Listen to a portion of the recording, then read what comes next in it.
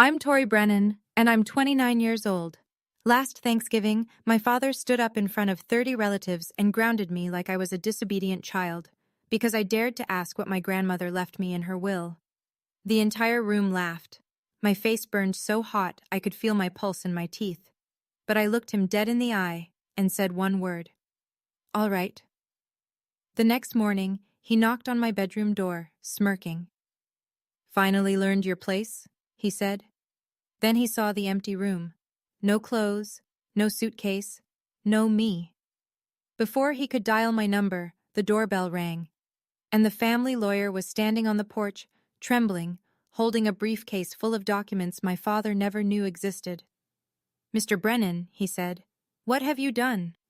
Before I tell you what was in that briefcase, take a moment to like and subscribe, but only if this story genuinely speaks to you, and drop a comment letting me know where you're listening from and what time it is right now. Now let me take you back to last September, the morning my grandmother died, and the first domino fell. My grandmother, Eleanor Brennan, passed on a Tuesday morning at Providence Portland Medical Center. She was 87. I got the call from my mother at 6:14 a.m. I remember the exact time because I was already awake, sitting at my drafting table in my 480-square-foot studio apartment, sketching a rain garden for a client in Lake Oswego. Mom's voice was thin, like tissue paper held up to light. It's Grandma Tori. She's gone. I drove the 20 minutes to the hospital in silence. No radio, no podcast, just the sound of Portland rain on the windshield and my own breathing. When I arrived, my father was already in the hallway. Richard Brennan, 63, retired state judge, 6'1", wearing a barber-waxed jacket even at dawn. He wasn't crying. He was on his phone speaking to someone about estate paperwork. I heard the words filing timeline and probate schedule before he noticed me and ended the call without saying goodbye. My brother Garrett was beside him. 33, dark suit even at a hospital, arm looped around Dad's shoulder like a running mate at a campaign stop. They looked like a unit, a wall. I stood at the far end of the corridor, alone, clutching a paper cup of vending machine coffee that I never drank. The last time I'd seen Grandma Eleanor, she was in her wheelchair in the garden of her colonial house on Hawthorne Street, gripping my hand with surprising strength. Tori, she'd said, her voice low so no one else could hear. I've taken care of things. You trust me, okay? I'd nodded, not understanding. Not yet. At the funeral 3 days later, the church was old Portland granite. Tall nave, white lilies everywhere, a mahogany casket polished to a mirror shine. My father gave the eulogy. He spoke for 11 minutes about the Brennan legacy, about tradition, about how my son will carry this family forward. He mentioned Garrett by name 4 times. He mentioned my mother once. He did not mention me at all. Afterward, in the reception line, my Aunt Margaret's husband asked me what I did for work these days. Before I could answer, my father leaned in from behind. She plants trees for rich people, he said, and a few people chuckled politely. I felt the burn start at my sternum and climb. I was turning to leave when a man I didn't recognize stepped forward. Older, silver-haired, wire-rimmed glasses with thin gold frames. He took my hand gently and shook it. Your grandmother was very proud of you, he said quietly. I'll be in touch. And then he was gone, disappearing into the crowd of black coats before I could ask his name. I didn't know it then, but that man was Harold Caldwell, and he was holding the key to everything. That evening, 15 of us gathered at the family house for dinner. The Brennan House, a white colonial on Hawthorne Street with a wrought iron gate and 100-year-old oak trees in the yard. My grandmother built that house with money from her side of the family, long before she married my grandfather. I always loved it. The crown molding, the deep windowsills, the garden out back where Grandma grew peonies the color of ballet slippers. Inside, the long oak dining table was set with the family's sterling silver flatware, a set that had been in the Brennan name for 3 generations, candles in silver holders, a bottle of Willamette Valley Pinot Noir breathing on the sideboard. Everything arranged to look like old money and perfect lineage. My father sat at the head naturally. He raised his glass. Mom left everything to me to manage, he announced, scanning the table. I'll make sure the family assets are distributed to the right people, based on capability. His eyes landed on me. That means you don't need to worry about any of it, Tori. Complex things aren't really your area. Garrett nodded like a judge's clerk. His wife Meredith adjusted her Mikimoto pearl strand and said nothing. I set my fork down. Dad, Grandma told me. My mother was confused at the end, he cut in. Whatever she promised you, forget it. My mother, Linda, stared at her plate. She didn't look up. She never looked up. After dinner, I excused myself and went upstairs to the bedroom I'd grown up in. The Frank Lloyd Wright poster I'd taped to the wall at 16 was still there, edges curling. I sat on the bed and opened the nightstand drawer out of habit. Inside was an envelope that hadn't been there before. Cream-colored stationery with a faint watermark. My name on the front, in blue ink, in a handwriting I'd know anywhere. Shaky, but deliberate. Grandma's handwriting. My hands were trembling when I picked it up. I opened the envelope slowly, sitting cross-legged on the twin bed I'd slept in from ages 5 to 18. The ceiling fan above me wobbled the same way it always had. The room smelled like old wallpaper and cedar closet. Inside were two things. The first was a letter, 2 pages, front and back, in Grandma Eleanor's handwriting. The pen had pressed hard enough to leave grooves in the paper, as though she'd wanted the words to be permanent, physical, something no one could delete with a keystroke. The second was a photocopy. Partial. Maybe 6 pages out of what looked like a longer document. The header read, Irrevocable Trust Agreement. Eleanor M. Brennan, Settler. Halfway down the first photocopied page, highlighted in yellow, was a single line. Beneficiary, Victoria Tori Brennan. I read the letter with tears sliding down my face.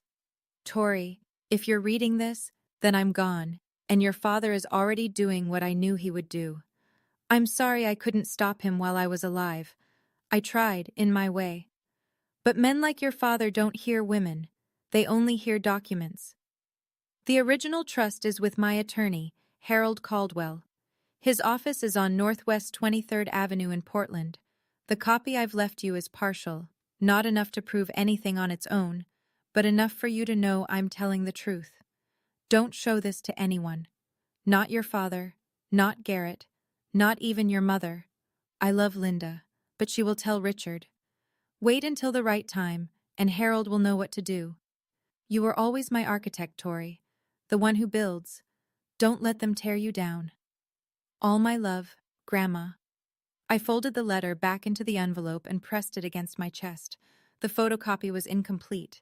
I couldn't use it as evidence. I didn't have a lawyer. I didn't know who Harold Caldwell was beyond a name and a street. And my grandmother had been in the ground for 48 hours. But for the first time in years, I felt something besides small. I felt like someone believed in me, had always believed in me, and had put it in writing. I drove back to Portland the next morning without saying goodbye. No one noticed. Or if they did, no one called. My studio apartment was exactly as I'd left it. Plants crowding every windowsill, drafting table covered in tracing paper, a cold mug of tea from 2 days ago still sitting by the sink.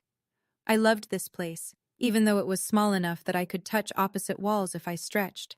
It was mine. The one space in the world where no one told me I wasn't enough. I sat down at my laptop and Googled Harold Caldwell Attorney Portland. The results came up immediately. A small office on Northwest 23rd Avenue, solo practice, specializing in estate planning and trusts. A headshot showed a silver-haired man with wire-rimmed glasses. The man from the funeral. I hovered over the phone number. I didn't call. Not yet. Because there was a part of me, the part my father had trained since childhood, that whispered, what if Grandma really was confused? What if this is nothing? What if you call and find out the one person who believed in you was just a sick old woman who didn't know what she was signing? I wasn't ready to risk that. Not yet.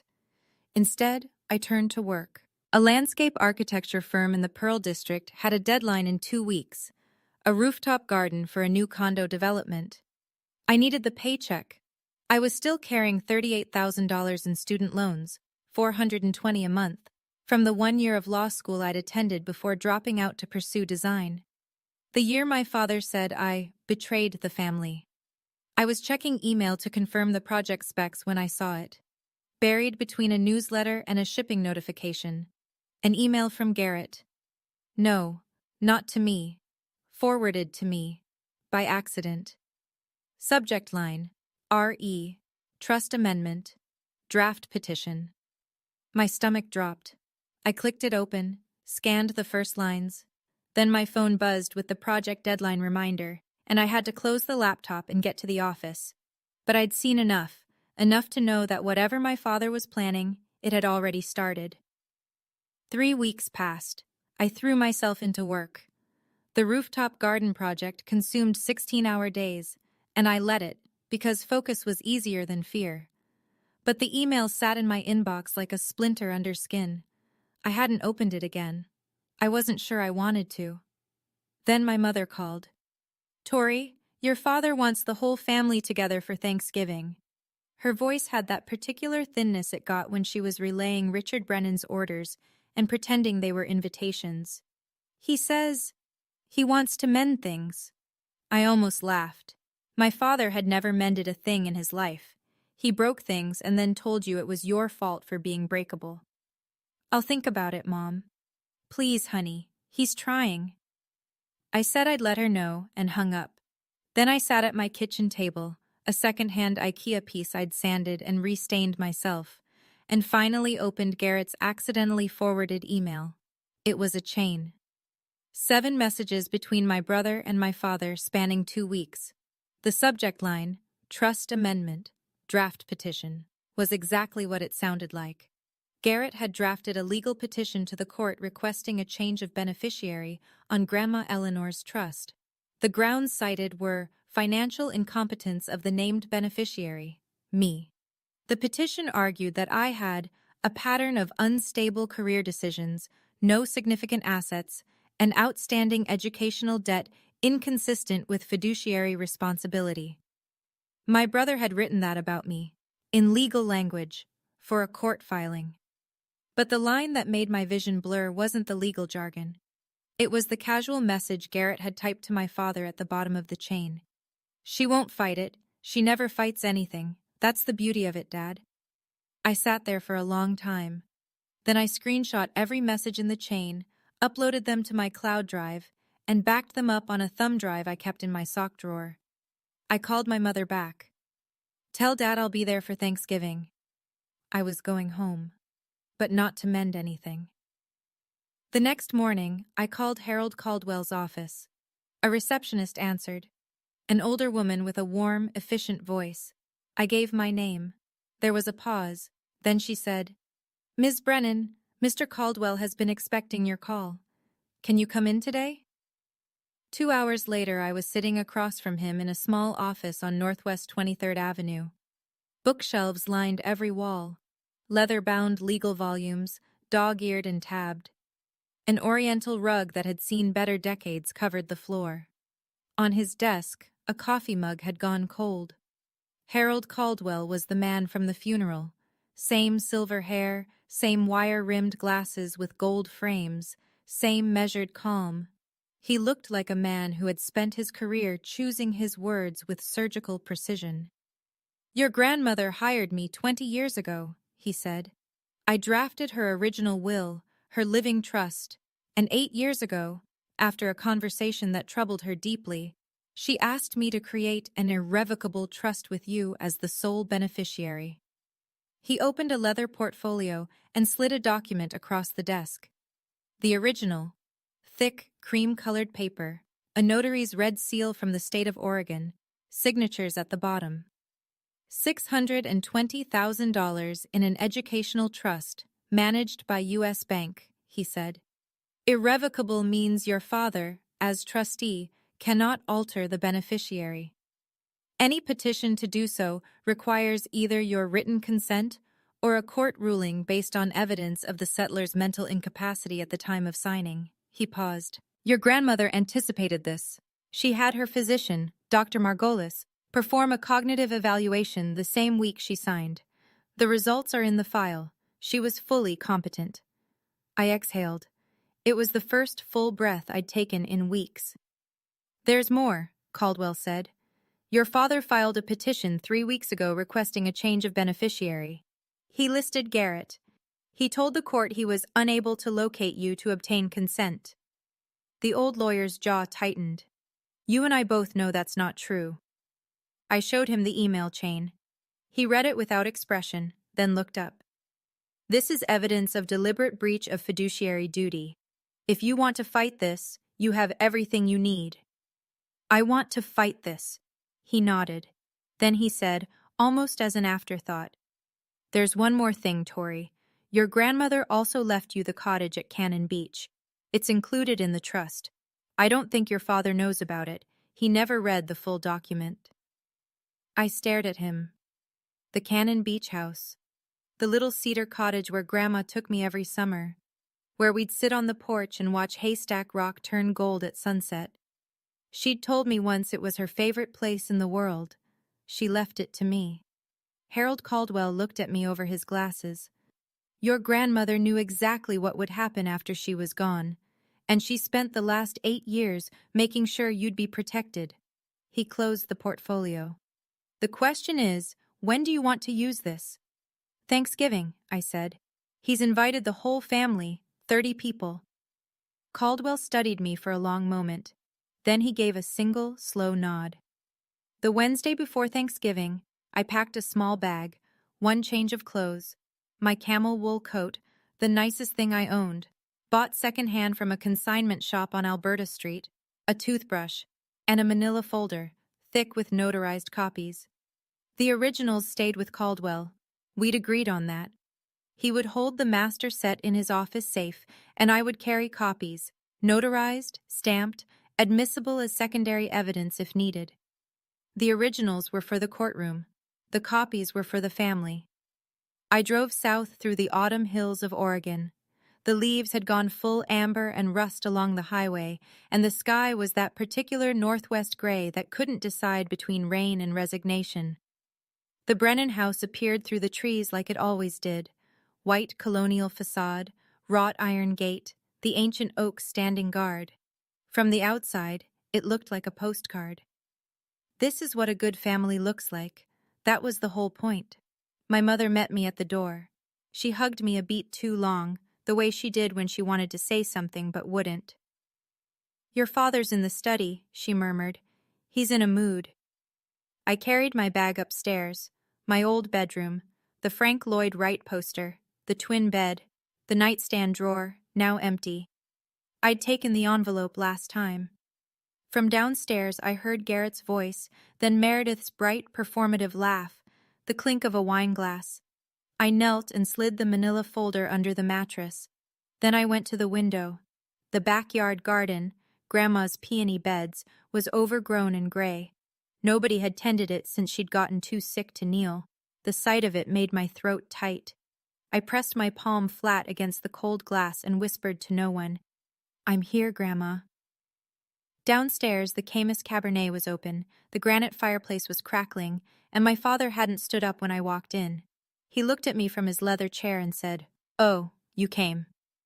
Garrett was on the sofa beside Meredith, swirling wine. He glanced at my coat, second-hand, slightly pilled at the elbows, and said, Still haven't upgraded the car, huh, Tor? I smiled, sat down, said nothing. Tomorrow, 30 relatives would fill this house. My father had organized the largest Thanksgiving gathering in Brennan family history, far bigger than usual. I didn't know why yet, but a part of me suspected that Richard Brennan never did anything without an audience. Thanksgiving morning, the house filled like a theater before a show. Cars lined the street by 10 a.m.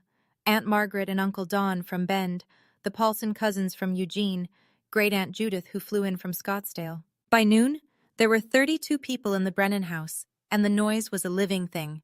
Laughter, clinking glasses, children running through hallways, the oven timer beeping every 20 minutes. I helped in the kitchen because nobody asked me to do anything else. Linda and Meredith sat at the breakfast nook drinking tea while I chopped celery for the stuffing. That felt about right. The family division of labor hadn't changed since I was 12. At 4 o'clock we sat down to eat. The long oak table in the dining room seated 18. The overflow went to a folding table in the adjacent living room. I was placed at the folding table, between my 9-year-old second cousin Oliver and an empty chair. My father stood at the head of the main table, crystal chandelier above him, linen tablecloth, white as a surrender flag, the family's sterling silver gleaming under candlelight. He raised his glass of Pinot Noir. "This Thanksgiving is special," he said, his courtroom voice, the one that filled rooms and closed arguments. "We've lost Mom this year, but the Brennan family endures, and I'm proudest of all of my son Garrett, who just won the biggest case of his career." He turned to Garrett. "To you, son." Applause. Garrett accepted it with practiced modesty, a slight nod, a hand on Meredith's shoulder. From the folding table, my Aunt Margaret called out, "What about Tori? Any good news, sweetheart?" I opened my mouth. "Tori is still finding her way," my father said, not looking at me. "She's creative. We'll give her that." A ripple of polite laughter. "But every family needs someone to remind the rest of us not to take a wrong turn. Right, Tori?"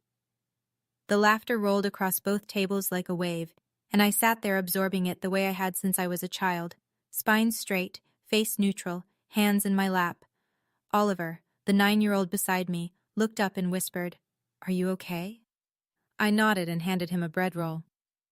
After the plates were cleared and the pumpkin pie was half gone and the port wine was flowing, my father stood again. The room quieted. He had the posture of a man about to deliver a verdict. "One more thing," he said. "Tomorrow morning, I'll be making an important family announcement regarding Mom's estate. I expect everyone to be present." He smiled, the smile of a man who has already decided the outcome. It's what Mom would have wanted. I looked at Garrett. He was studying his wineglass with a small private smile. I looked at my mother. She was staring at the tablecloth. I looked at my father. He was looking right at me. And for 1 second, his smile sharpened into something that wasn't a smile at all. Tomorrow, he was going to read his version of the will, in front of everyone. I excused myself to do the dishes. The kitchen was quiet except for the sound of water running and my own breathing. I stood at the sink scrubbing a roasting pan, suds up to my elbows, still wearing the same sweater I'd driven down in. In the next room, 32 people were laughing and drinking port, and not one of them had offered to help clear a single plate. I heard footsteps behind me. Garrett leaned against the doorframe, arms crossed, wineglass dangling from 2 fingers. "You know, Tor," he said casually, "you should really thank Dad for even letting you sit at the table, even if it was the kids' table." He chuckled at his own joke. I didn't turn around. I kept scrubbing. But something in me, some wire that had been pulled taut for 29 years, finally hummed. "Garrett," I said, my voice quiet and steady, "do you know what Grandma left me?" The silence behind me changed texture. I heard his wineglass clink against the counter. When I glanced over my shoulder, his face had gone very still. He left the kitchen without a word. 10 minutes later, my father's voice thundered from the living room. "Tori, get in here, now!" I dried my hands on a dish towel and walked in. 32 faces stared at me. The crystal chandelier threw little rainbows across the ceiling. My father stood in the center of the room, port wine in one hand, the other hand pointing at me like I was a defendant. "What did you say to your brother?" His voice was the judicial baritone, the one designed to make people smaller. "You threatened him? With the will? You think you can manipulate this family?" I opened my mouth to respond. He didn't let me. "You're grounded," he said. "You are grounded until you apologize to your brother. Go to your room." The room erupted. Not in protest. In laughter. 32 people, most of them adults, laughing because Richard Brennan had just grounded his 29-year-old daughter like she was a misbehaving child. Aunt Margaret covered her mouth, but her shoulders were shaking. Uncle Don snorted into his port. Even Meredith let out a delicate, performative gasp that was really a giggle. My face burned. The heat climbed from my chest to my neck to my temples in a single wave. I looked for my mother. Linda was sitting in the corner chair, staring at her hands, silent. Nobody said stop. Nobody said that's enough, Richard. Nobody said anything at all except laughter. I looked at my father. His Cartier tank watch caught the light as he jabbed his finger toward the staircase. "Go," he repeated. "Now." I held his gaze for 3 full seconds. Then I said, in a voice so calm it surprised even me. All right. I turned. I walked upstairs. I closed the bedroom door behind me. And then I picked up my phone and called Harold Caldwell. It rang twice. He answered. I said, Mr. Caldwell, I need you to bring the originals tomorrow morning, 8 a.m. There was a pause. Then his steady, measured voice. I'll be there. I hung up, set my alarm for 4 a.m., and sat on the edge of the twin bed in the dark, listening to the laughter still floating up through the floorboards, thinking, laugh, enjoy it. Because that is the last time. I know. Right now, some of you are furious on my behalf. And honestly, I don't blame you. Let me ask you something. Have you ever been humiliated by your own family in front of a room full of people? Have you ever been put in your place by someone who was supposed to protect you? If you want to find out what happened the next morning, when my father opened my bedroom door and found it empty, stay with me. And if this story is hitting close to home, tap that like button so I know you're still here. I left at 4:15 in the morning. No drama, no slamming doors. I packed my bag in the dark, slid the manila folder into my tote, and walked downstairs in my socks so the floorboards wouldn't creak. The only thing I left behind was the framed photo of Grandma Eleanor on the nightstand, face down. I drove to a 24-hour diner 3 miles from the house, ordered coffee I didn't drink, and waited for daylight. At 7:42 a.m., I know because I was watching the clock, my phone lit up. A text from Garrett.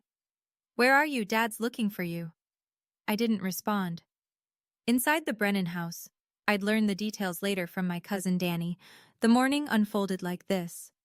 My father came downstairs at 7:30, freshly showered, wearing a pressed Oxford shirt, looking like a man about to chair a board meeting. He poured his coffee, scanned the room, and said, Someone go wake Tori. She's got an apology to make. Nobody moved. Not because they were standing up for me, because nobody wanted to deal with it. Richard climbed the stairs himself. He knocked twice, his judicial knock, crisp and expectant. Tori, it's morning. You ready to apologize to your brother? Silence. He opened the door. The bed was made. The closet was open and empty. The drawers were cleared. The room held nothing of me except the photograph of Grandma Eleanor, face down on the nightstand, like a final punctuation mark. Danny told me later that my father stood in that doorway for a full 10 seconds before his expression shifted. Confusion first, then something darker. He came downstairs slowly. Tori's gone, he announced to the 20-odd relatives still lingering over breakfast. His voice was flat, controlled. She left, in the middle of the night, like a coward. Garrett looked up from his laptop and smiled. Well, he said, that settles it. My father nodded. It certainly does.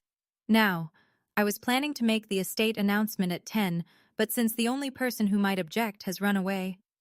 The doorbell rang. My mother opened it. And there, on the front porch, in a gray suit, with a brown leather briefcase and an expression like a storm front, stood Harold Caldwell. I'm Harold Caldwell, he said, attorney for Eleanor Brennan. I need to speak with the entire family, right now. The dining room went quiet in stages. First the conversation nearest the front door, then a ripple of silence, spreading table by table until even the children stopped fidgeting. Harold Caldwell walked into the room the way a man walks into a courtroom, unhurried, deliberate, and completely certain of his authority. He set his leather briefcase on the dining table, right on top of the leftover Thanksgiving linen, and unclasped it without sitting down. His hands, I was told, had a visible tremor, not from nerves, from anger. My father rose from his chair at the head of the table. He was taller than Caldwell by 4 inches, broader by 30 pounds. He used every bit of it. Harold, the name came out like a warning. You were not invited. This is my home. Caldwell looked at him. This is the home that Eleanor Brennan built with her family's money, Mr. Brennan. And I'm here because I have a legal obligation, a fiduciary duty, to the beneficiary of her trust. Tori has no rights to. Tori is the sole named beneficiary of an irrevocable trust executed 8 years ago. You know this. You've known it since the day your mother signed it. The room was so still I could have heard the furnace click on 3 rooms away. 30 pairs of eyes moved between the two men like spectators at a trial, which, in a way, they were. Richard's jaw clenched. My mother was in cognitive decline. Whatever she signed was signed in the presence of 2 independent witnesses and accompanied by a physician's evaluation confirming full mental competency. Caldwell opened the briefcase and removed a folder. "I have the documentation here. Would you like me to read it aloud, Mr. Brennan, to everyone?" The question hung in the air. Aunt Margaret, seated near the window, leaned forward. Uncle Don put down his coffee cup. Even the children had gone silent. Richard Brennan looked at the folder in Caldwell's hands the way a man looks at a loaded weapon pointed at his chest. Then he straightened his shoulders and said, very quietly, "Get out of my house." "Sir," Caldwell said, "what have you done?" What happened next is something I've replayed in my mind 100 times, because it was the moment the mask finally cracked. Not slowly, not gracefully, but in a sudden, ugly split, right down the center. My father stepped toward Caldwell. "I said get out. You're trespassing. I'll call the police." "You're welcome to," Caldwell replied, not moving an inch. "And when they arrive, I'll show them the petition you filed with the court 3 weeks ago, the one where you claimed you were unable to locate the beneficiary of your mother's trust." He paused. "The beneficiary whose phone number you have, whose address you have, who was sleeping in this house last night."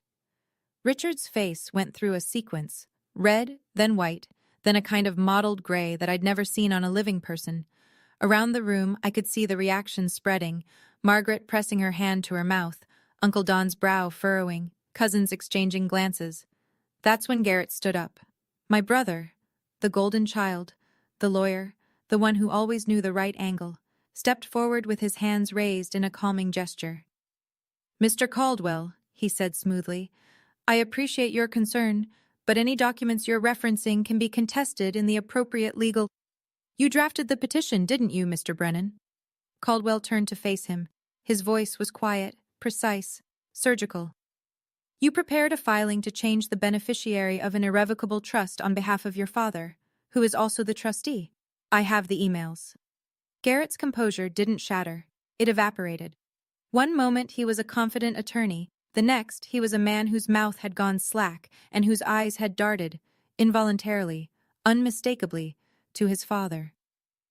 "Dad," he said under his breath, "we need to talk.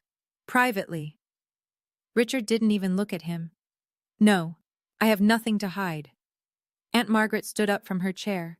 Her voice, when she spoke, carried the particular authority of a woman who had watched a family lie to itself for decades and had finally had enough. "Richard," she said, "let the man speak." A murmur of agreement rippled through the room. Not loud, not defiant, but present, like the first cracks in a frozen lake before the whole surface gives way. My father looked around the room and saw, perhaps for the first time, that the audience he'd assembled for his own performance was no longer on his side. "This is absurd," he said. But his voice had lost its courtroom resonance. It sounded smaller, thinner, like tissue paper held up to light. My father did what my father has always done when he feels the ground shifting beneath him. He escalated. "Everyone, listen to me." He raised both hands, palms out, the gesture of a man restoring order in a courtroom. "This man," he jabbed a finger at Caldwell, "was hired by my mother years ago when she was already in decline. He's been filling Tori's head with fantasies. This is a family matter, and I will not have an outsider. Richard," Caldwell's voice cut through like a blade, "I served your mother for 20 years. I am not an outsider, and I am here because you violated the terms of a legal instrument that you swore, as trustee, to uphold." "Out!" My father's voice cracked on the word. He pointed at the door. "Get out of this house right now, or I swear to God I will have you arrested for trespassing." Caldwell looked at him for a long moment. Then he closed his briefcase with a deliberate click, tucked it under his arm, and nodded. Not in defeat, but in acknowledgement, like a chess player recognizing the next 3 moves. "I'll leave," he said calmly, "but I'll be back at 2 o'clock this afternoon for the formal reading of Eleanor Brennan's estate, which you scheduled, Mr. Brennan. It's on your own calendar." He paused at the doorway. "And I won't be coming alone." The front door closed behind him with a soft click. My father turned back to the room. 30 faces, some confused, some uncomfortable. A few, Margaret, Danny, openly skeptical.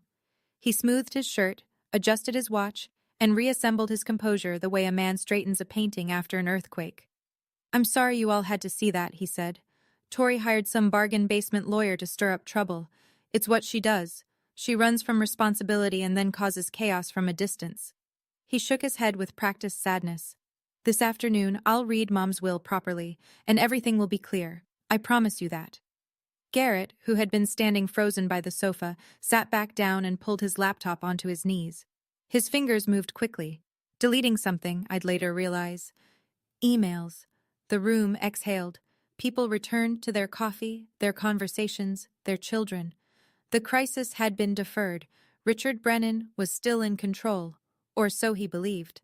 2 o'clock was 5 hours away. The clock on the mantelpiece, a Waterford crystal anniversary piece that had belonged to my grandmother, counted every second. I was parked outside a Stumptown Coffee on Division Street, watching rain trace crooked lines down my windshield. My Honda Civic, 2014, 147,000 miles, a small dent in the rear bumper from a parking garage in college, was not the kind of car that made anyone look twice. And that morning, invisibility was exactly what I needed. My laptop was open on the passenger seat. At 8:17 a.m., I'd sent a formal email to the Trust Management Division at U.S. Bank, requesting written confirmation of my status as beneficiary of the Eleanor M. Brennan Irrevocable Trust. At 9:41, the reply came from a trust officer named Patricia Langley. "Dear Ms. Brennan, this is to confirm that you are the sole named beneficiary of the Eleanor M. Brennan Irrevocable Trust, account Annistant. The trust corpus of $620,000 remains intact and has not been disbursed. A petition to amend the beneficiary designation was filed on October 14th by the current trustee, Richard A. Brennan, but has not been approved by the court. No disbursements can be made without your written authorization." I read it 3 times, then I saved it, backed it up, and printed a copy at the FedEx office 2 blocks away. At 11:15, Caldwell called. "He threw me out," he said, with something that might have been dry amusement. "Threatened to call the police." "I know. My cousin Danny texted me. 2 o'clock, Tori. I'll be parked on the next block. You go in first. I follow." "Okay." A pause. "Are you sure about this? Once it's done, there's no going back." I looked out at the rain. A woman walked past the car holding a little girl's hand, both of them splashing through puddles, laughing at nothing. The simple, stupid beauty of people who felt safe. "I've been going back my whole life, Mr. Caldwell. Every holiday, every phone call, every time I swallowed something that should have made me spit. I'm done going back." "Then I'll see you at 2. I hung up, opened the mirror on my sun visor. The face looking back at me was pale, tired, and absolutely certain. I zipped my coat, checked the folder one last time. Trust copy, notarized. Bank confirmation, printed. Email chain, screenshotted and time-stamped. Grandmother's handwritten letter. Everything in order. Everything real. I started the engine. Inside the Brennan house, the morning stretched like a rubber band pulled too tight. Danny told me later what it looked like from the inside.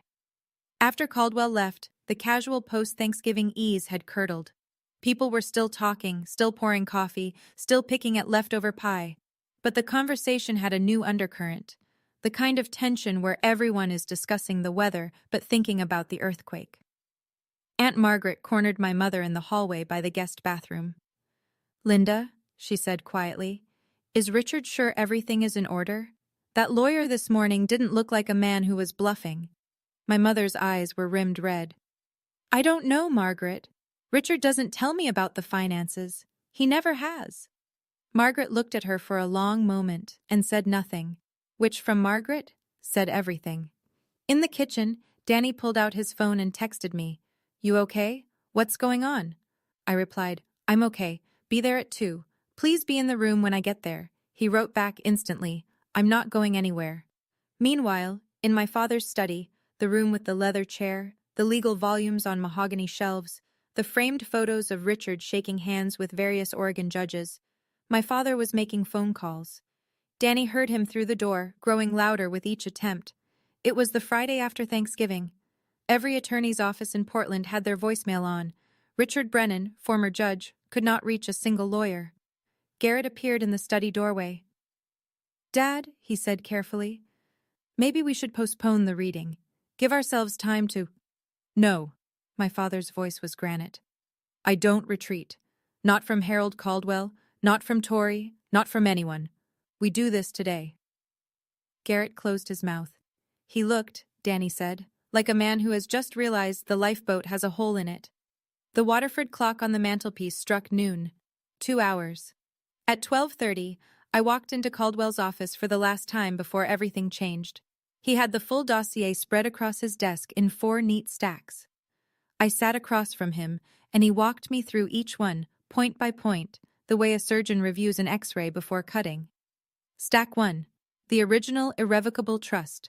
Cream paper, notary seal, Eleanor's signature in blue ink. Steady, deliberate, nothing like the handwriting of a confused woman. Beside it, the physician's letter from Dr. Margolis confirming cognitive competency at the time of signing. Date stamped, countersigned. Stack 2. The email chain between Richard and Garrett, printed, with full metadata showing timestamps, sender addresses, and routing information. The words, "She won't fight it," highlighted in yellow on the last page. Stack 3. The letter from Patricia Langley at U.S. Bank confirming my status as sole beneficiary and the intact trust balance of $620,000. Stack 4. A document I hadn't seen before. Caldwell slid it across the desk. "The deed to the house on Hawthorne Street." I looked at him. "The Colonial," he said. "Your family home. The deed has been in Eleanor's name since 1981. She purchased the property with inheritance from her mother, before she married your grandfather. Richard never owned it. He assumed, as he assumes most things, that it was his by default." Caldwell tapped the document. "Under the terms of the trust, upon Eleanor's death, ownership transfers to the named beneficiary." I stared at the deed. My father's house, the house where he'd sat at the head of the table, where he'd grounded me in front of 30 people, where he'd built his entire kingdom of authority, had never been his. "He doesn't know this," I said. "He never read the full trust document," Caldwell confirmed. "He read the first 3 pages, the ones that named him trustee, and stopped." Of course he did. Richard Brennan had never needed to read the fine print. He was the fine print. He was the final word. Or so he'd always believed. I gathered the 4 stacks into the manila folder. Caldwell placed the originals back in his briefcase. "I go in first," I said. "You come when I signal." "How will I know?" "You'll know." We shook hands. His grip was firm, and his eyes, behind those gold-framed glasses, held something I hadn't seen from any adult in my family since my grandmother died. Trust.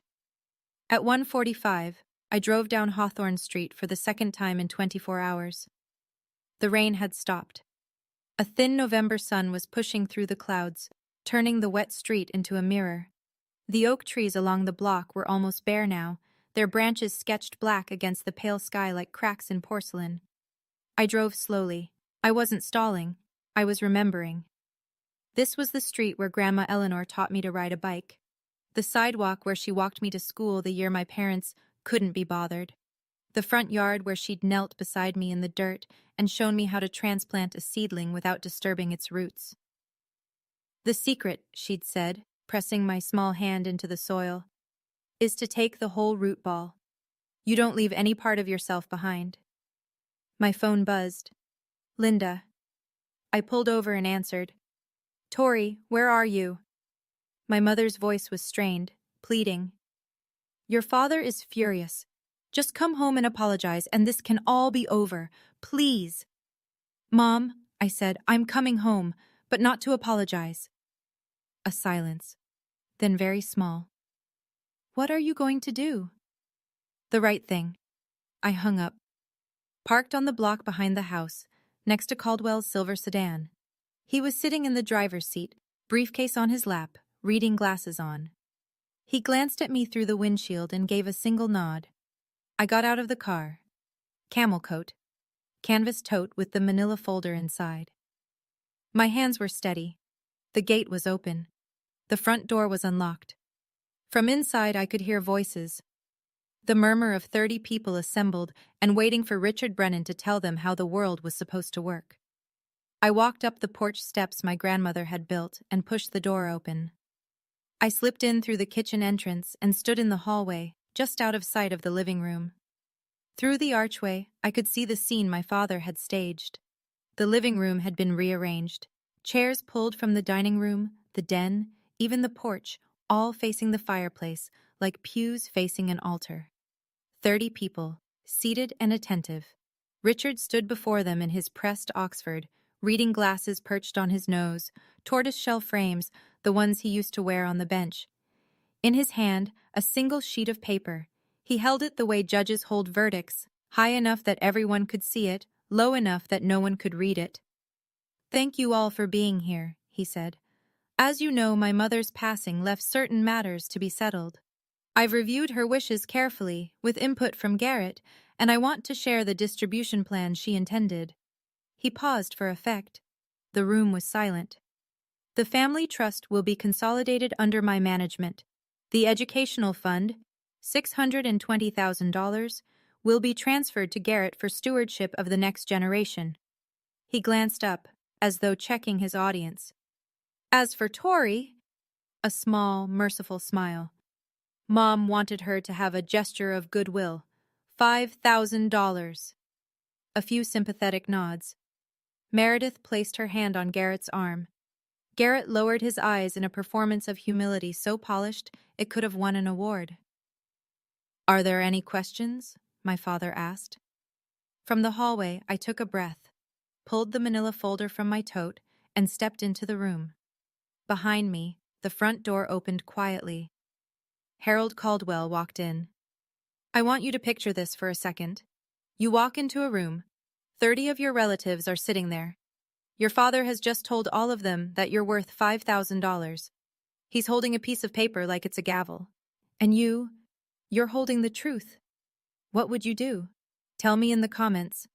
And if you haven't subscribed yet, now's the moment. Because what happened next in that living room is something nobody in my family has ever forgotten." Every head in the room turned.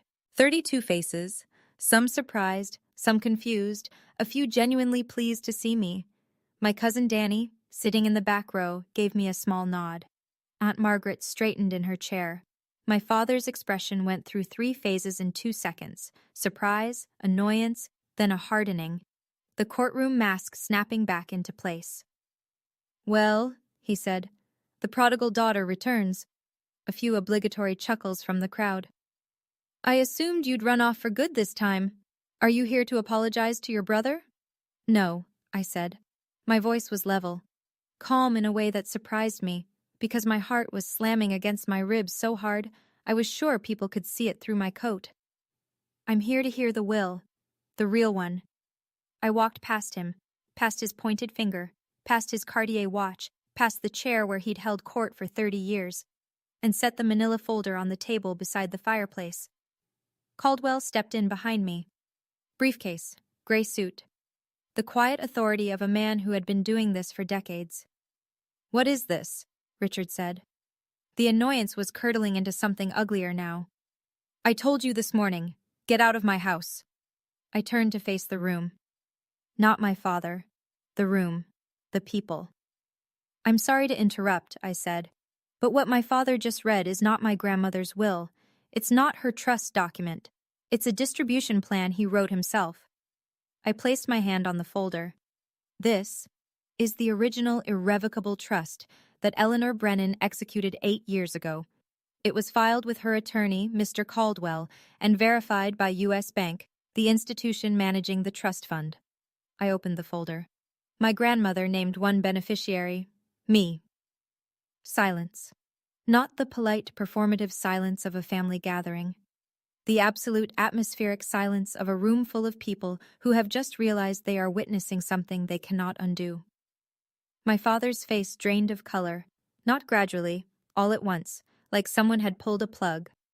Aunt Margaret said, clearly and firmly, Let her speak. Caldwell stepped forward. He opened his briefcase on the table beside my manila folder, removed the original trust document, and held it up so the room could see the notary's red seal, the state of Oregon, bright as a stop sign against the cream-colored paper.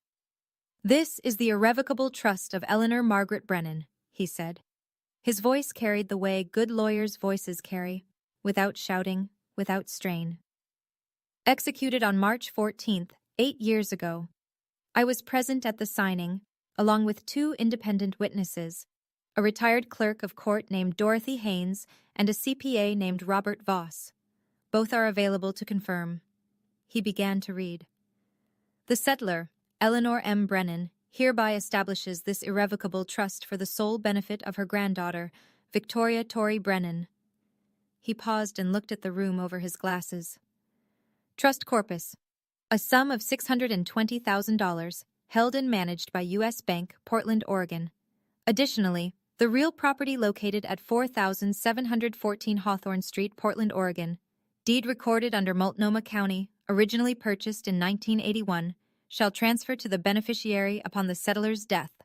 A gasp, audible, collective, swept through the room. Uncle Don leaned forward so far his chair creaked.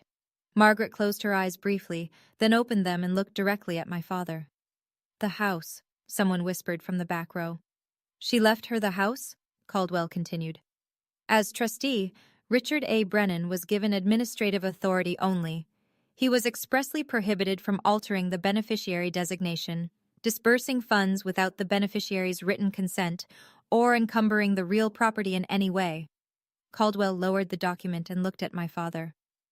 In the past 3 months, Mr. Brennan has filed a petition to change the beneficiary to his son Garrett, claiming he was unable to locate Ms. Brennan.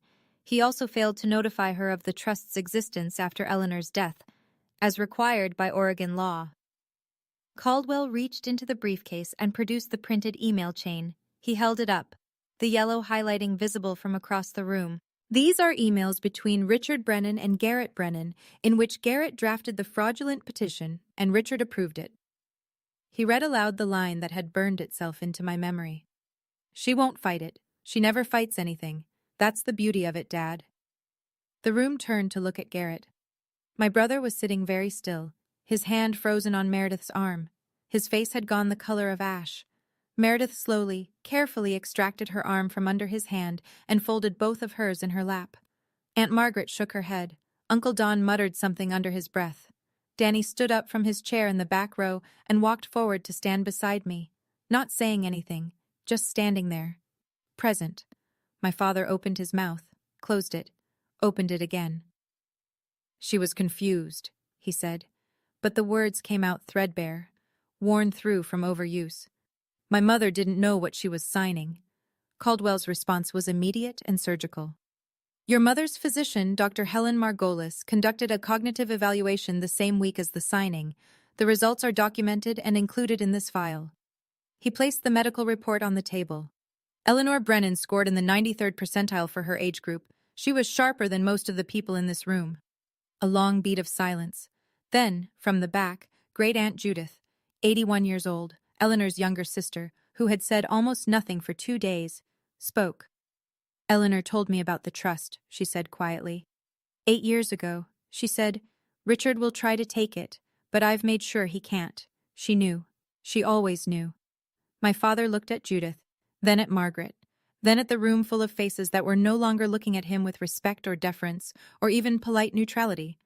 They were looking at him the way you look at something you've just discovered was rotten underneath. He had assembled his own audience, and they had just become his jury. My father turned on Garrett. The alliance, the one they'd built over 33 years of shared entitlement, collapsed in a single sentence. "Say something!" Richard's voice broke open, raw and jagged. "You're the lawyer. Contest it. Do something." Garrett didn't move. He sat on the sofa, laptop still on his knees, and spoke in a voice so low that only the front row could hear him clearly. "Dad, irrevocable means irrevocable. You can't contest it. I told you that from the beginning. You told me you'd handle it." My father's hand came down on the back of a dining chair with a crack that made the nearest cousins flinch. His knuckles went white around the wood. "You said she'd never find out." And there it was. In front of 30 witnesses, my father confirmed every detail Harold Caldwell had just presented. Garrett had told him it was risky. Richard had pushed forward anyway, and both of them had agreed, in writing, that I was too passive to fight back. The port wine glass that Richard had been holding, the same one he'd been sipping from when he grounded me the night before, slipped from his other hand and shattered on the hardwood. The dark red pooled on the floor and spread slowly toward the Persian rug, and nobody moved to clean it up. Then something shifted. My father's posture changed. The aggression drained away, and in its place came something I had seen him use 1,000 times before. On my mother, on me, on anyone who cornered him. He softened his voice. He lowered his shoulders. He turned to me with glistening eyes. "Tori, sweetheart." The word, sweetheart, landed like a counterfeit bill on a counter. "I was only trying to protect the family's assets. You're young. You don't have experience with this kind of money. I was doing this because I love you." I looked at him. The man who had called my career a joke, who had seated me at the children's table, who had grounded me at 29 in front of every relative I had, who had told a court that he couldn't find me when I was sleeping in his own house. I let the silence hold for 3 seconds. Then I said, "You didn't do this because you love me, Dad. You did this because you've never believed a daughter deserves the same as a son, and that's not love. That's control." My mother stood up. I hadn't noticed her crying, but her face was wet, and her hands were trembling. She looked at my father, the man she'd been silent beside for 35 years, and said in a voice that shook but did not break, "You owe her an apology, Richard. You've owed her one her entire life." The room held its breath. My father looked at my mother as though she had spoken in a language he didn't recognize. Then he looked at me. Then at the 30 faces watching him. He said nothing. He turned and walked into his study and closed the door. In the minutes that followed, the room rearranged itself, not the furniture, but the people. The invisible lines of allegiance that had structured every Brennan gathering for as long as I could remember shifted, quietly and permanently, like tectonic plates. Aunt Margaret reached me first. She pulled me into a hug that smelled like Chanel No. 5 and coffee, and she said close to my ear, "Your grandmother would be so proud of you right now, sweetheart. So proud." Danny squeezed my shoulder. "I always knew you were the toughest one in this family," he said. "You just never needed to prove it before." Cousins I hadn't spoken to in years came forward. A handshake, a nod, a quiet, "I'm sorry, Tori." Not all of them. Some stayed seated, uncomfortable, staring at the floor. A few stood up and left. Not in protest, but in the way people leave a room where something has broken that they don't know how to fix. Garrett rose from the sofa. He didn't look at me. He took Meredith's arm and walked toward the front door. Meredith paused in the hallway, reached up and unclasped her pearl strand, the Mikomoto necklace she'd been wearing all weekend like a badge of status, and dropped it into her coat pocket. As though she wanted to make herself smaller, less visible, less associated. Caldwell was already organizing the documents back into his briefcase. "I'll file the petition to remove Mr. Brennan as trustee first thing Monday morning," he said to me. "The court process takes approximately 30 days. In the meantime, the trust is frozen. No disbursements, no changes." I nodded. The living room was emptying slowly. The Thanksgiving linen on the table was creased and stained with port wine. The Waterford crystal clock on the mantelpiece read 2:47 p.m. The whole thing had taken 47 minutes. 30 years of silence, answered in 47 minutes. Monday morning, Harold Caldwell filed 3 documents with the Multnomah County Circuit Court. The first was a petition to remove Richard A. Brennan as trustee of the Eleanor M. Brennan Irrevocable Trust, citing breach of fiduciary duty, specifically failure to notify the beneficiary, misrepresentation to the court regarding the beneficiary's whereabouts, and unauthorized attempt to amend an irrevocable instrument. The second was a formal request to appoint Caldwell as interim trustee until I could designate a permanent replacement.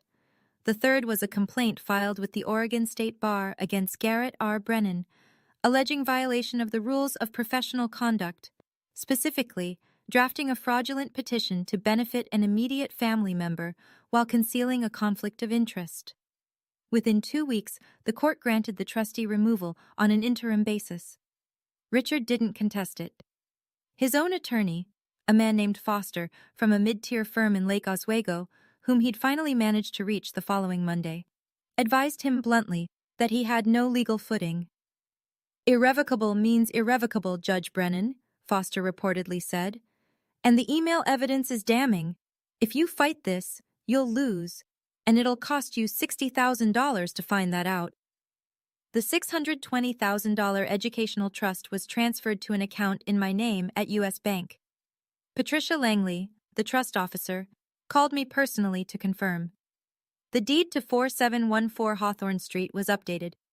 My name replaced Eleanor's as owner. The colonial house, the wrought iron gate, the oak dining table, the garden where my grandmother grew peonies, was mine. And Garrett, the golden child, the family's pride, received a formal notice of investigation from the Oregon State Bar. The process would take months, but the outcome was already taking shape: a 6-month suspension of his license for ethical violations. His largest client, a commercial real estate firm, dropped him within days of the complaint becoming semi-public. He quietly transitioned to corporate consulting, a job that required no bar membership and, conveniently, no courtroom appearances. My father called me once, 3 days after the filing.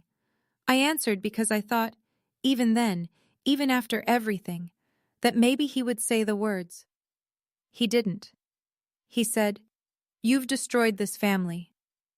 I said, "No, Dad, you did. I just brought the receipts." He hung up.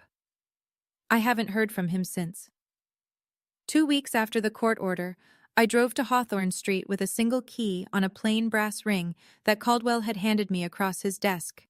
"It's yours," he'd said simply. And for some reason, those 2 words undid me more than anything else had. I parked on the street. The oak trees were completely bare now, their branches a lattice against the December sky. The wrought iron gate swung open with a creak that I'd heard 10,000 times. The porch steps, Grandma Eleanor had them replaced in 2009, cedar over the old pine, still had her welcome mat.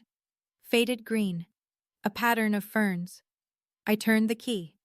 The door opened into the foyer, and the smell hit me first. Wood polish, old books, a trace of the lavender sachets my grandmother kept in every closet. The house was silent in a way I'd never experienced. My father's presence had always been the dominant frequency here, his voice filling every room, his opinions occupying every conversation. Without him, the house breathed differently. It breathed like it was finally resting. I walked through each room slowly. The living room, where 30 people had sat and watched my life change. The dining room, with the oak table still bearing faint water rings from port glasses. The kitchen, where I'd scrubbed a roasting pan alone while my family laughed in the next room. Upstairs, my bedroom. The poster, the twin bed, the nightstand with the empty drawer. Grandma's master bedroom. Her reading chair by the window, a stack of novels on the side table, a pair of glasses she'd never wear again. Then the garden. I stood at the back door and looked out at what had been Eleanor Brennan's pride, the peony beds, now brown and tangled, edged with overgrown boxwood. The stone path she'd laid herself was barely visible under dead leaves. The birdbath was dry. I knelt, pressed my palms flat against the cold earth, closed my eyes. "I'll fix it, Grandma," I said. "I'll bring it back." And I knew, with the certainty that only grief and love and good dirt under your fingernails can give you, that I would. A week later, on a Saturday morning cold enough to see my breath, I drove 90 minutes west to Cannon Beach. I hadn't been there in 6 years. The last time was the summer before Grandma's health started to decline. The 2 of us sitting on the porch of the cedar cottage, drinking chamomile tea, watching Haystack Rock turn amber in the sunset while the tide pulled back and left the sand gleaming. She'd said, "This is my favorite place on earth, Tori. When I'm gone, I want someone who loves it to keep it." I'd thought she was being sentimental. She was being precise. The cottage was smaller than I remembered, or maybe I was bigger. Weathered cedar shingles, a porch that wrapped around 2 sides, Salt air so thick you could taste it. The key, another brass one, also from Caldwell, turned smoothly, and the door opened onto a space that still smelled like her. Lavender, old paperbacks, the faintly sweet scent of cedar walls in winter. On the kitchen table, there was a wooden box, not hidden, placed there deliberately, as though she'd known exactly who would come through the door and when. I lifted the lid. Inside, a stack of photographs, Grandma and me, ages 5 through 22, in this very cottage, planting beach grass in the dunes, building a driftwood fort, standing in matching rain boots on a stormy July afternoon, both of us grinning like idiots.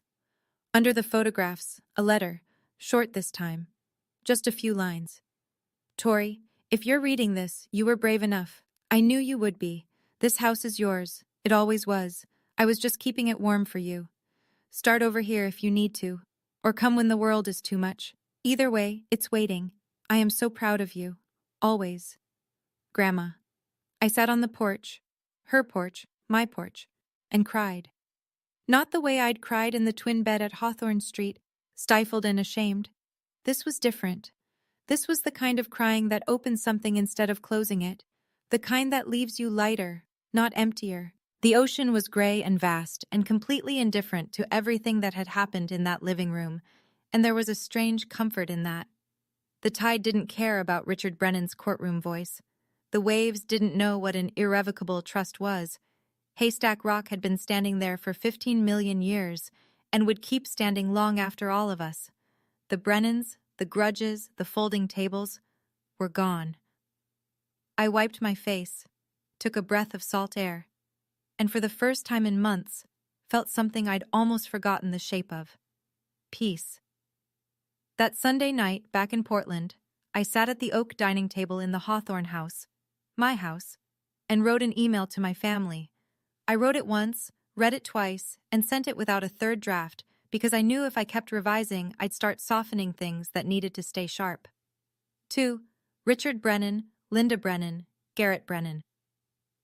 I don't want to cut anyone out of my life. That was never the point, but I will not return to a relationship where I am belittled, dismissed, or treated as less than. If you want to have a relationship with me, it will be on terms of mutual respect, not hierarchy. The door is open, but it swings both ways now. Tori. My mother called 20 minutes later. She was crying, the real kind, not the anxious kind. I'm so sorry, Tori, she said. I should have stood up for you years ago. I was afraid of him. That's not an excuse. It's just the truth. I know, Mom, I said. I don't blame you, but I need you to start choosing what's right, not what's easy. Can you do that? A long pause. Then, I'm going to try. Garrett replied by text the next morning. 2 words. I understand. I read it, set the phone down, and didn't reply. Understanding was a start, but it wasn't the same as accountability. He'd get there or he wouldn't. That was his work, not mine. My father didn't respond. Not that day, not the next week, not the week after that. The silence was its own kind of answer. Familiar, really. Richard Brennan had been silent on the things that mattered my entire life. At least now I'd stopped waiting for him to speak. 6 months later, spring had come to Portland, and the peonies were coming back.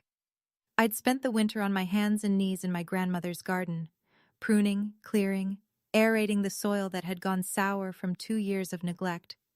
The roots were deeper than I'd expected. They'd survived the abandonment. They just needed someone to cut away the dead weight and let the light in. I knew the feeling. With the student loan gone, paid in full, $38,412, the most satisfying check I've ever written. I used a portion of the trust to lease a small studio space in the Alberta Arts District, Brennan Landscape Design. My name on the door. My grandmother's name, really. The Brennan name meant something different to me now. The Hawthorne house had become both home and office. I converted the downstairs study, Richard's old throne room, the one with the mahogany bookshelves and the leather chair, into a design studio. I replaced his legal volumes with plant identification guides and stacked the shelves with soil samples and seed catalogs. It felt right. It felt like rewriting. Danny came by on weekends to help with the garden. Aunt Margaret called every Sunday morning, sharp at 9. Just checking in, she'd say, and then we'd talk for an hour. Linda came to visit for the first time on a Thursday afternoon in April, the first time she'd entered the house without Richard beside her. We didn't say much. We planted tulip bulbs along the front walk, side by side, and that was enough. Richard rented an apartment across town. I heard through Margaret that he told his friends I'd stolen the house, that my grandmother had been manipulated, that the whole thing was Caldwell's fault. The story changed depending on the audience, but it always had the same ending. Richard Brennan was the victim. Some things, I suppose, are truly irrevocable. Garrett's suspension from the Oregon State Bar lasted 6 months. He'd moved to corporate consulting. Something with logistics, Margaret said. He and Meredith had quietly separated, though I didn't know the details and didn't ask. He hadn't contacted me since the I understand text. I left the door open, the way I said I would. I just wasn't going to stand in the doorway waiting. I'm telling you this story from the porch of the Cannon Beach cottage. It's a Saturday. The tide is out. Haystack Rock is doing what it always does, standing there, solid and ancient, and unbothered by anything as temporary as a family argument. I come here on weekends when I need to remember what quiet sounds like. The cottage is exactly as Grandma left it, except I've added a small herb garden by the front steps. Rosemary, thyme, lavender, the kind of plants that get stronger the more wind they take. I'm not telling this story to teach anyone a lesson. I don't believe in that. Every family is its own country, with its own laws and its own wars, and the people inside it are the only ones who know the real map. I can't tell you what to do with your father, your mother, your brother, your inheritance. I can only tell you what I did. Here's what I know now. Silence isn't agreement. I spent 29 years being quiet at the dinner table, and the people around me took that silence and called it consent. It wasn't. It was just a woman who hadn't found her evidence yet. Waiting isn't weakness. My father and my brother counted on the idea that I wouldn't fight. They were almost right. What they didn't account for was that there's a difference between someone who can't fight and someone who's choosing when to. And the last thing, the thing that matters most. My grandmother didn't leave me money. She left me proof that someone in my family saw me, the real me, the one who builds things, and decided I was worth protecting. Not with words, with documents, with plans, with the kind of love that hires a lawyer and thinks 8 years ahead. That's the inheritance that changed my life. Not the $620,000, not the houses, the knowledge that I was worth the trouble. I still have the Frank Lloyd Wright poster.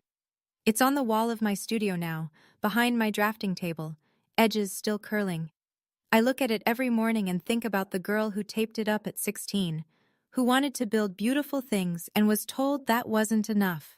She was enough. She was always enough. She just needed the paperwork to prove it. Early morning, the Hawthorne garden.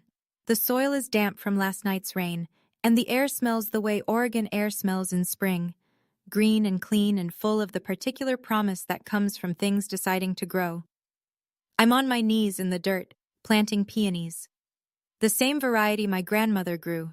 Sarah Bernhardt, she always said, because she was dramatic, she was pink, and she lasted longer than anyone expected. Grandma had a sense of humor about everything, even flowers. The roots go in, the soil goes over.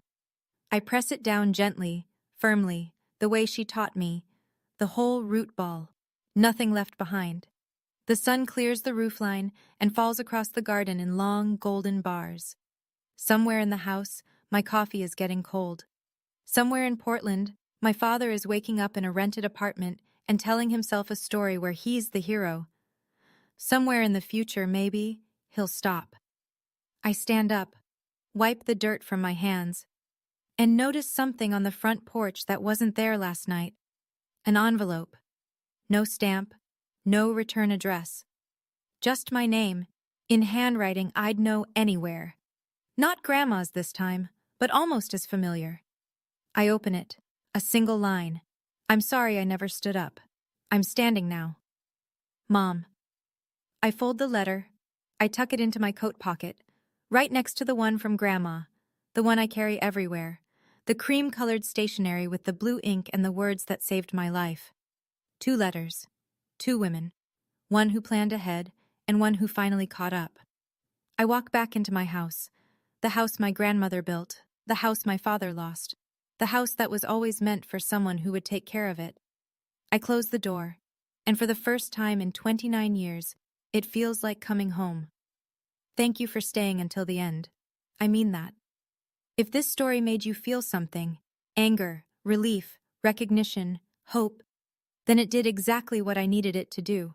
Hit like if it resonated. Subscribe if you want more stories like this one, and check the description below. There's another story waiting for you there, and I think you might need to hear it too. I'm Tori Brennan, and that was the last time I ever sat at the kids' table.